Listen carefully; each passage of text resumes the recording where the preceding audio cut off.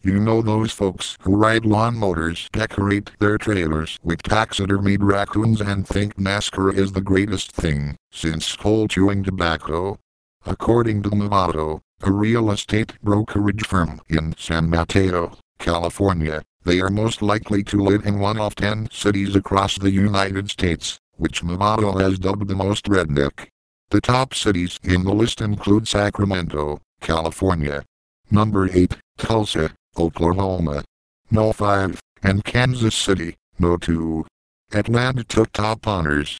The site judged the cities based on an array of criteria, including nearby gun and ammo stores, cowboy boot stores, local taxidermists, Walmart locations, NASCAR tracks, country radio stations, and the percent of the population that didn't complete high school.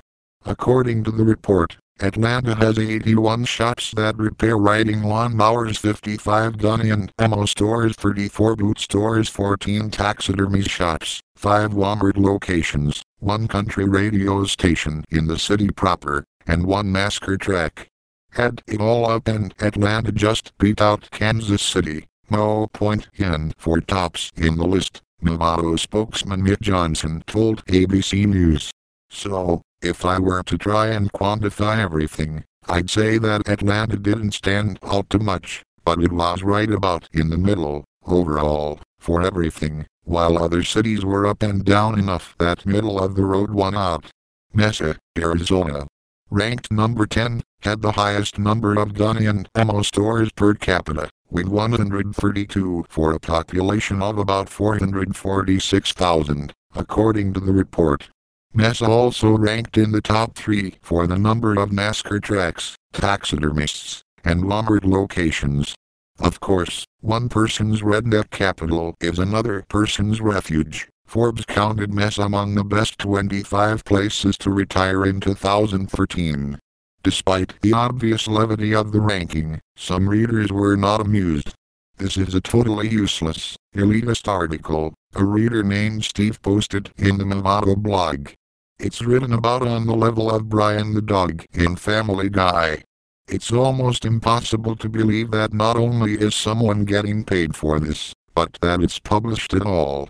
Cat in the It'll had this to say, I live in the city of Atlanta, and it's many things, but redneck is not one of them. There are only 4 or 5 Walmarts in the entire city, not that the number of Walmarts determines redneckness. High school graduations rates are not a good indicator either. Others were also offended, though not for the reasons you'd think. An op-ed in the Kansas City Star, for example, fumed because the town ranked second and not first. Movado also should have considered the number of widely publicized barbecue contests the city might have, the huge attendance for such events, the obesity rate of the area, country restaurants, country nightclubs, and big events in town such as the American Royal Parade, rodeo, and livestock shows, wrote Louis W. Digged.